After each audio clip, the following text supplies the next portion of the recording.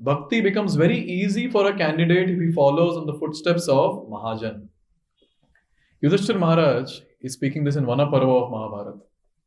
He says, Tarko pratishto shrutayo vibhinna nasa vrishir matam na bhinna dharmasya tattvam hitam guhayam mahajano yena gatha sapantha. So Yudhishthira Maharaj is making it very clear that, okay, you argue, you speculate, you do whatever you want, but you will not be able to understand the secret or the confidential secrets of Krishna consciousness.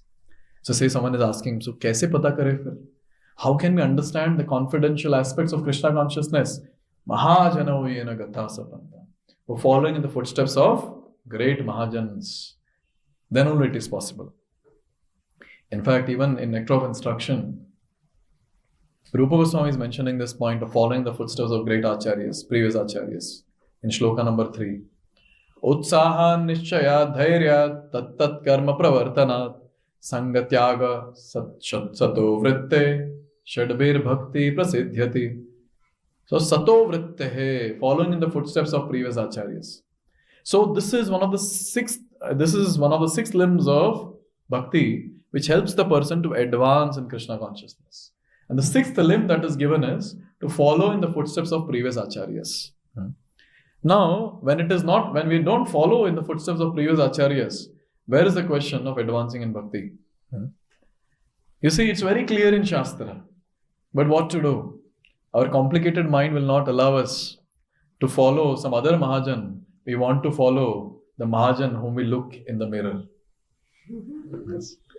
We always think, I want to follow this person. So smart he is. So nice. I want to follow this person. We want to follow our mind. That's it. We don't want to follow anyone else. It becomes very difficult.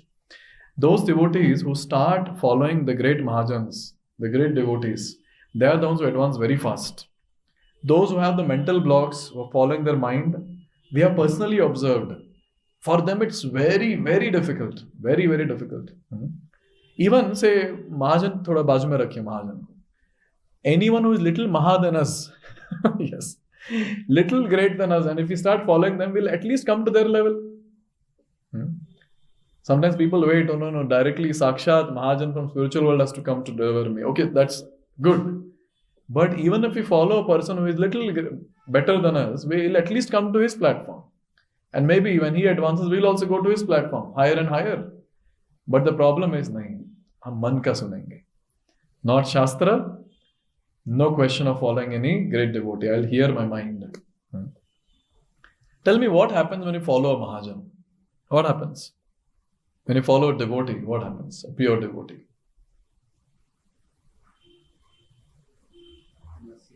Okay, mercy flows. This is the first thing that takes place. When we start following a devotee, the mercy flows. See, it is described that any instruction that is given by the acharyas, if we follow that nicely, Krishna is very pleased. Krishna will shower mercy. Oh, he's following my pure devotee. Krishna showers his mercy.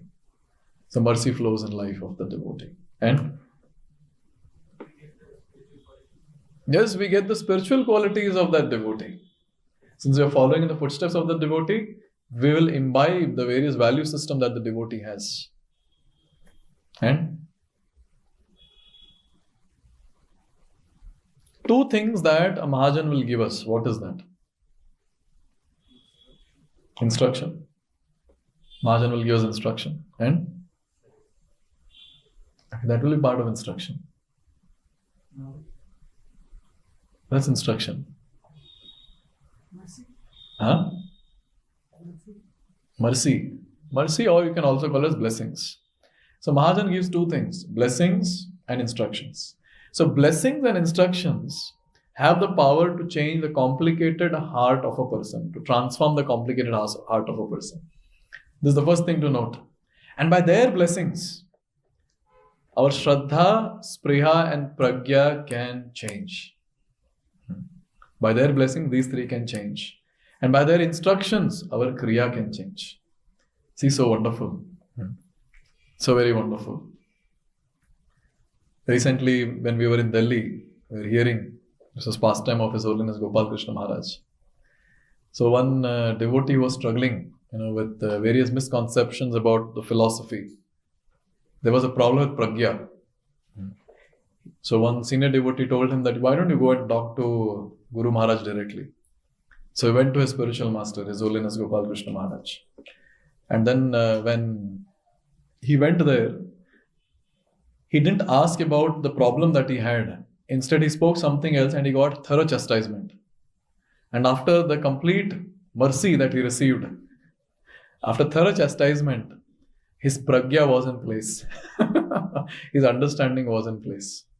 You see, so wonderful that just by receiving the blessings of a devotee in any form, the understanding falls in place, the spriha, the desire falls in place, the shraddha also increases.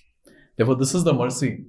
You see, even Narad Muni is saying this when he interacts or when he meets Bhakti Vedantas, that by the mercy of Bhakti Vedantas, what happened to Narad Muni? By their blessings. Then Narad Muni says, I started understanding the various aspects of devotional service. I started, the taste for Krishna consciousness increased. These are two things that Narad Muni is saying. So wonderful. Shraddha, Spriha, Pragya, it all transforms very nicely as soon as we receive the blessings of a Mahajan. And as soon as we receive the instruction and we follow the instruction, our Kriya will also fall in place. So wonderful. Therefore, the mercy of a Mahajan is very, very important. And when we are following a Mahajan, another very important thing takes place is we are inspired by their conduct. Now, during Prabhupada's time, when all these great souls who got the association of Prabhupada, when they were observing Prabhupada, tell me, don't you think they will be directly so inspired to render devotional service? They're seeing Prabhupada, he's so old. He's in his 80s, but still Prabhupada wants to go around and preach. His entire body is not supporting. There was a time when Prabhupada's body was paralyzed from here till down. Only thing that he was able to do was speak.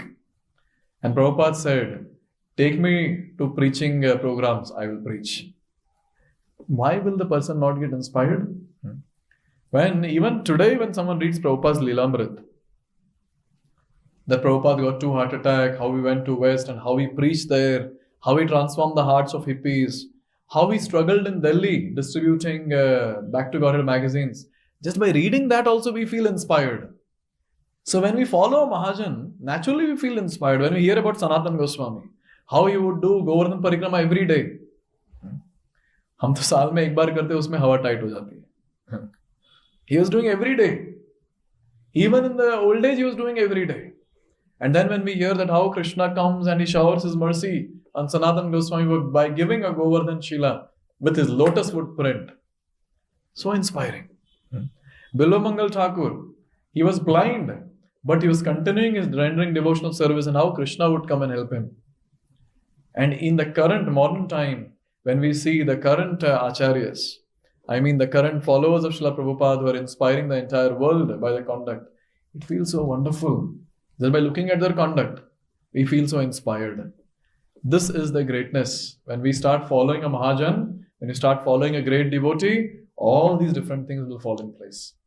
First, our complicated heart will get transformed by the blessings and instructions. How?